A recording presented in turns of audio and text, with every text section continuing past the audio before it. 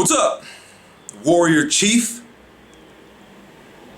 I don't normally do this, but today I'm going to recap my daily blog post, my Grow Stronger Daily, that you could read down below, in this video because I feel like the answer I give to the question in the post could be resourceful to all of you watching this video.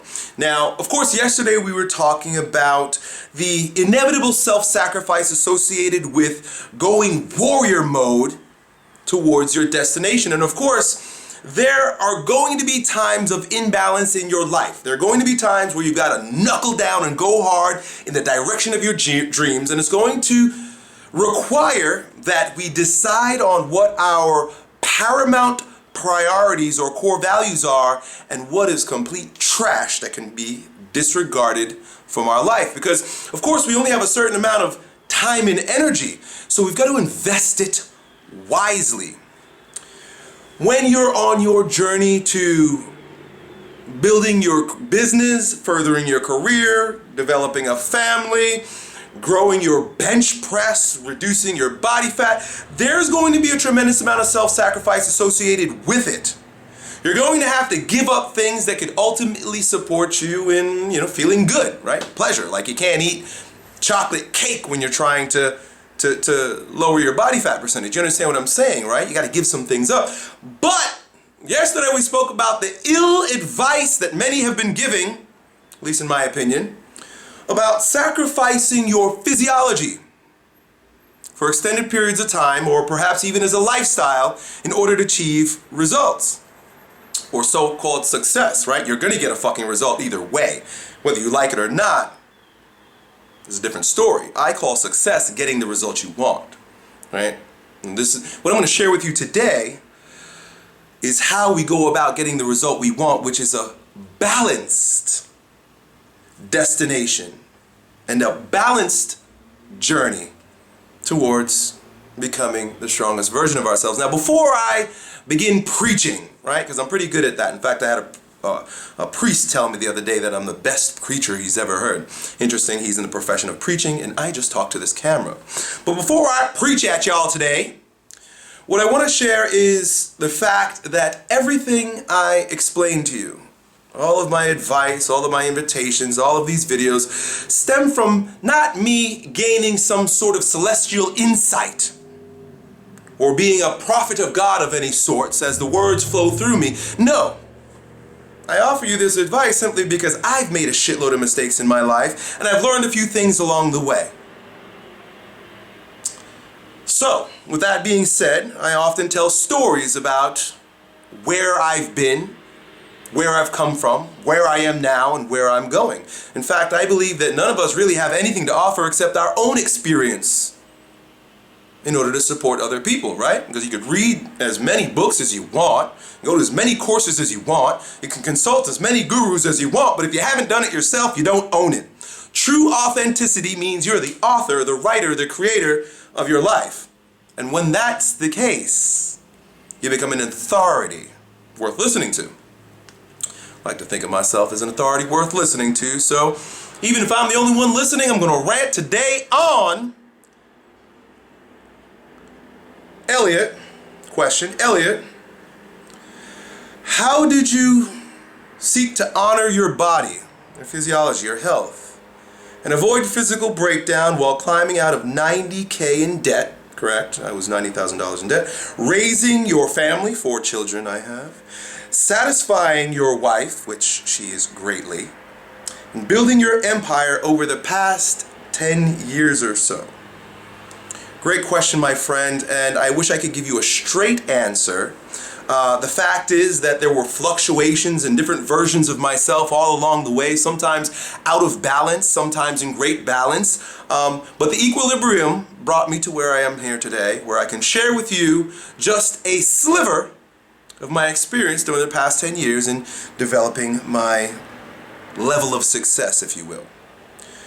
So, I figured the best way to do this was for me to sit down and think back to a typical day on my journey while I was building my business, while I was with my family, while I was developing my vocational capacities, right? Learning, education, doing all these damn things at the tender age of 24 every single day to get where I am right now. So all I'm going to do is describe a day in the life of Elliott Hulse around 2005, 2006 perhaps.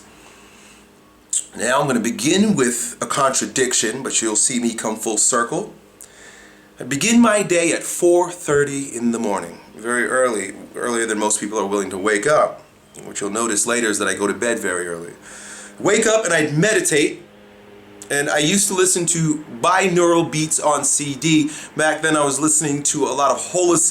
I still recommend it. I think it's really good. Thing is, with various forms of meditation or personal development, just like there are different versions of you as you're growing stronger, we use them as tools to support us where we are at that particular time. At that particular time, it was very resourceful for me to wake up in the morning, sit down and listen for an hour from 4:30 to 5:30 to binaural beats.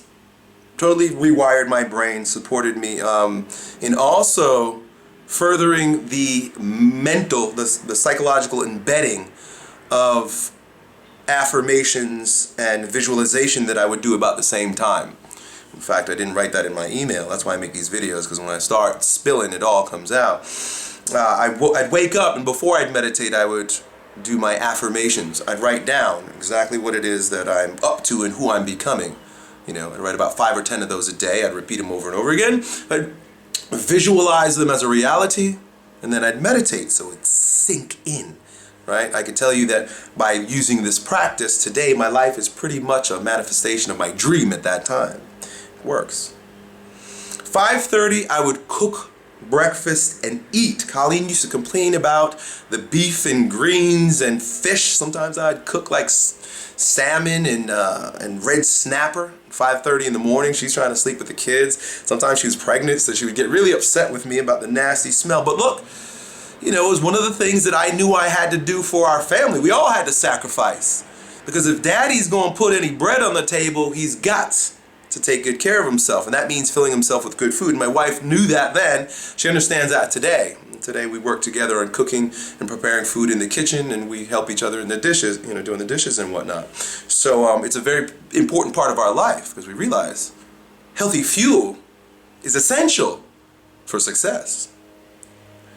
So 5:55, I leave the house to go train my first client at a local gym.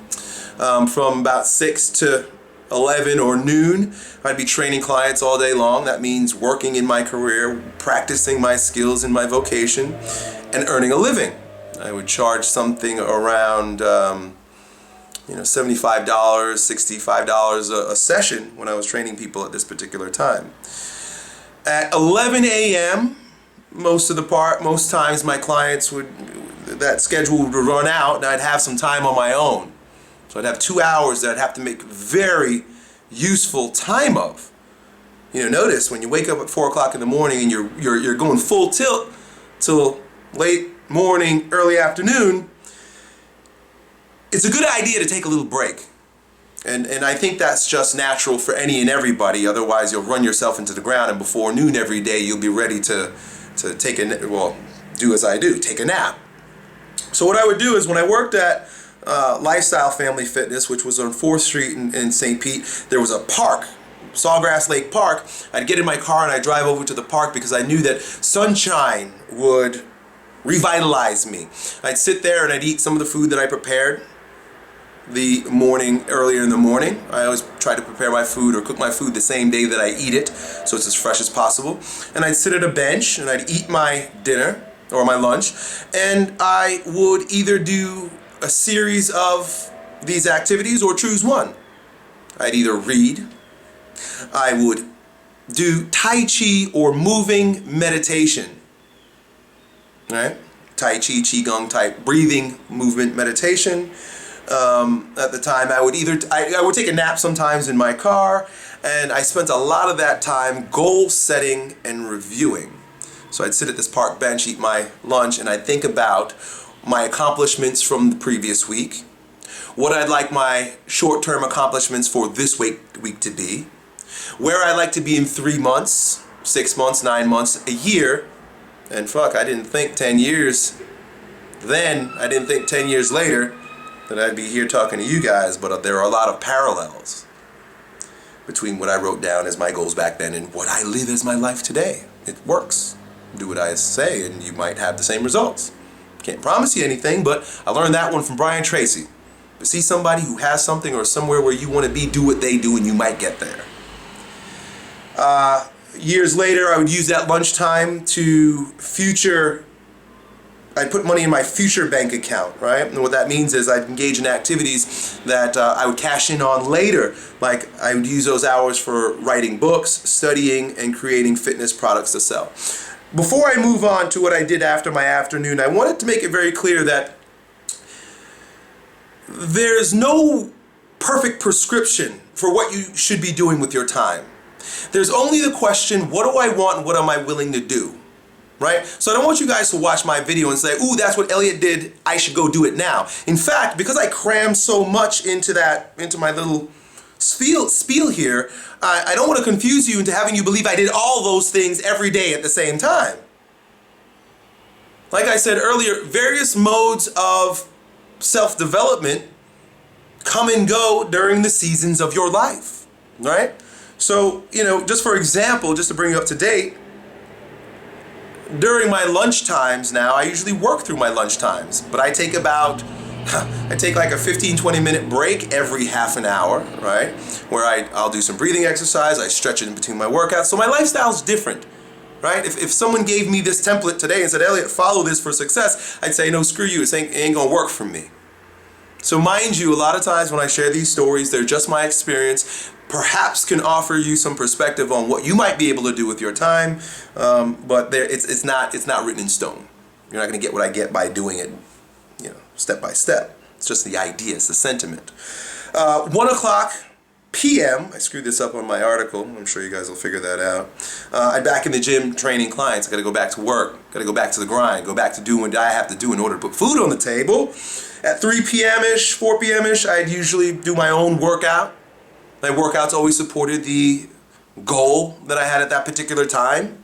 Even at my most masochistic when I was training for professional strongman and I was beating the fuck out of myself, I would still adhere to many of the bullet points I'm going to share with you in a moment with regard to keeping my health vibrant, vital, and buzzing while I move on my journey. So I'd work out 7 p.m. depending on the phase of my life where I was. When I didn't have as many children, it was just my wife and I and Isabel. I joined sports like rugby. I'd go rock climbing. As I got older, as my kids got older, I would join them as I do now for bath time, dinner time, bedtime rituals. Right?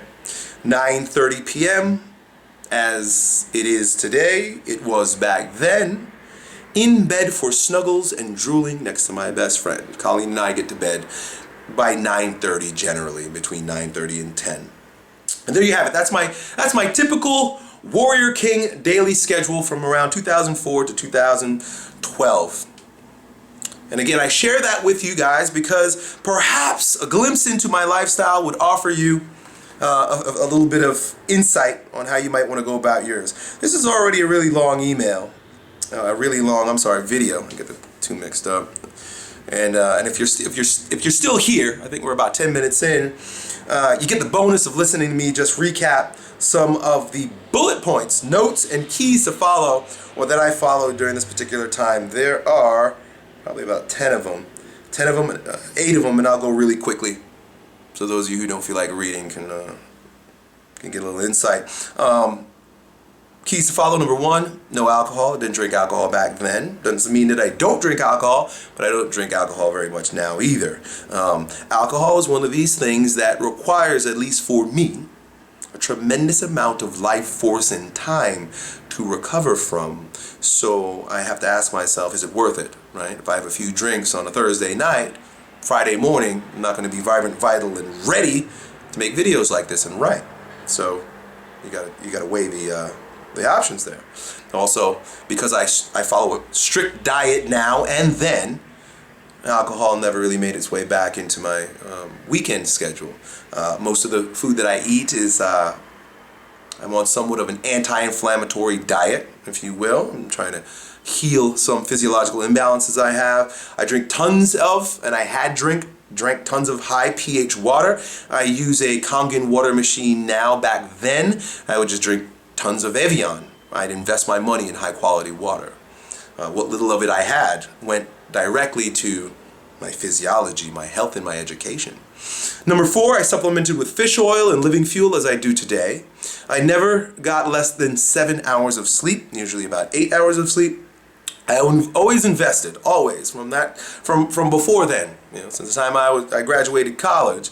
I've always invested in some form of movement and mind meditation, Tai Chi, bioenergetic breathing, binaural beats, things of this nature. And number 7, I always invested in and I hired several expensive private doctors and consultants. Look, one of the things that you realize as a mature warrior in his fullness is that asking for help was probably one of the most powerful weapons in your tool belt. And I recognized that back then because of the powerful experiences I've had with mentors in my life. So I realized I saw it as so valuable that I would invest my money. Part of the reason why I was so much in debt because I'd use my credit card to gather useful information from people who I thought who were obviously further along on the journey than I was and could offer me something. And number 8, although I was always disciplined with my nutrition lifestyle, my stress was high. During this building phase of my life, I needed as much energy and vitality as possible for my clients, growing my family, and learning, as well as self-mastery.